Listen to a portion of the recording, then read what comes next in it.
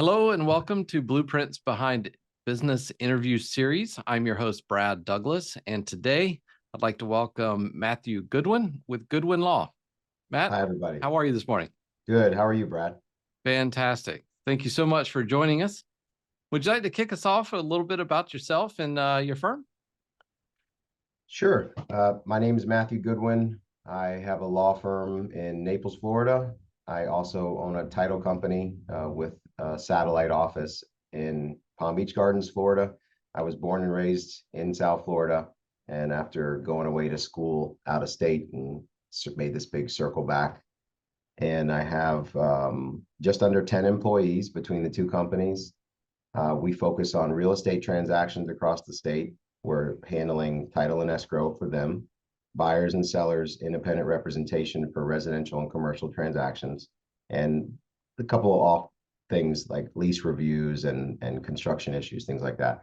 But all only transactional, real estate, estate planning, and probate administration, where when someone dies, we help administer their estate, get assets moved over to the heirs and beneficiaries, and estates and trusts involves planning for when you do die, what happens with it. They started the firm in 2015. So we're just past our 9-year anniversary. Looking forward to that big 10 coming up. Well, that sounds fantastic. A decade in, that's a big anniversary for sure. And thinking back about that, then one of the first questions I have here for you is what really, sparked you to start your own business? Well, I've always had the spark. I was a non-traditional student. I went to undergrad at age 27, then straight to law school, and was the second oldest in my class. Before that, I worked predominantly commission-based jobs.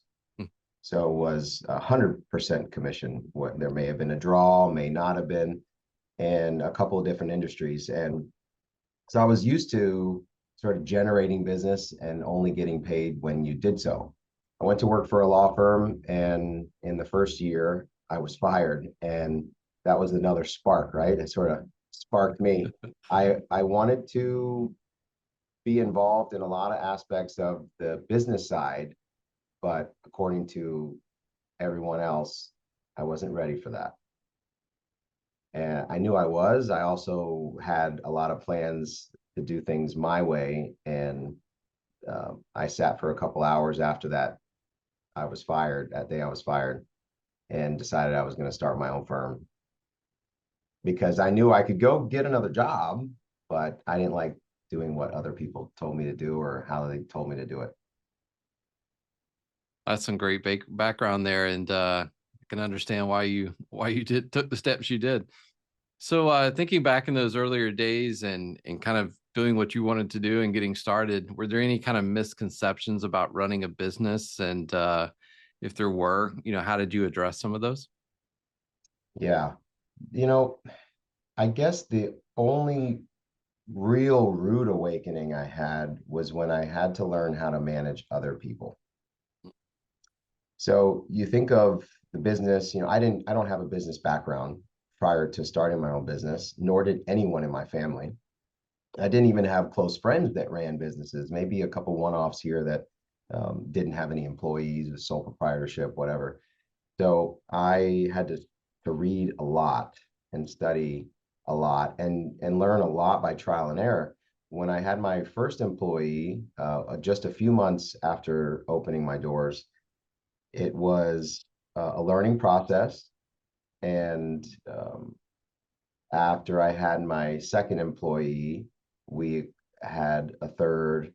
And in 2018, I went from 2 employees in the beginning of the year to 5 employees by the end of the year in 2 different cities. And you may say, wow, that's great growth. Yeah, it was good, but I learned how to become a manager. And I didn't say I learned how to manage.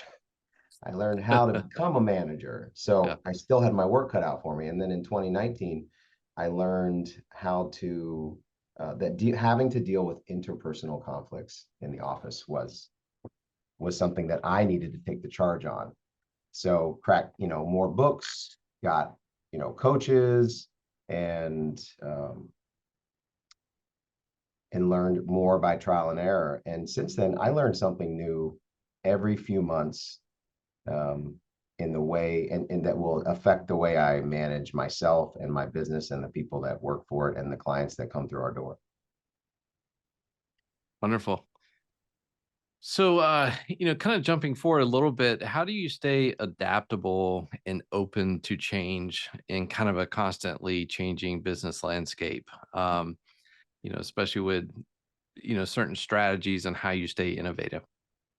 That's a great question. It's easier said than done. So it's not easy to adapt. But if you expect the need to adapt, if you anticipate the need to adapt, then when the change arises, you are able to take a step back and think about things. So I have just I've always had an open mind, not always meaning since childhood, but I've always been a thinker. And that's actually gotten me in trouble sometimes, not actually, but just taking on too many things, having new ideas every day, right? So too many ideas is just as bad as not enough. And I just take a lot of risks, a lot of chances, and I have a lot of faith. I do a lot of self-reflection, thinking, and every now and then I talk to a lot of people. I try to have lunch with someone different frequently, and then recurring lunches with others and groups. And a conversation with somebody may spark um, a realization that I may need to change something that I'm doing. Or if we lose a referral source, we check in, we do the equivalent of an exit interview for a referral partner and say what went wrong, what could we have done differently, and what went well. And sometimes it's not something that you even have control over. So knowing that nobody's really in control and everything is subject to change and nothing is supposed to be fair, it just keeps you on your toes. Mm-hmm. So maybe we could dive a little deeper there. Thinking about those networks, those connections, how you can, stay on top of the business. Is there any kind of valuable lesson, just, maybe a little nugget that you could provide to the community that you wish you would have known when you were potentially, starting your business or even maybe before? Yeah, there's a lot of things that I wish I had known before starting my business.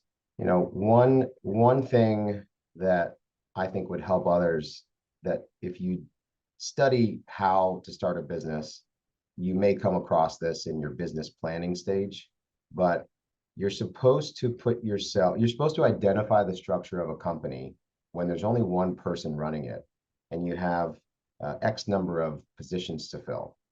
So it's hard as an individual to see yourself, especially if you would have come from the W-2 workforce, right? Or the wage earner workforce and the 9 to 5, whatever it is, where you conceptualize, all right, I have to be the HR person, the finance person, the salesperson, the person who picks up the phone, right? And my advice is to define all of those positions that you're going to need at the business process, and then put yourself in that position when you're working in it.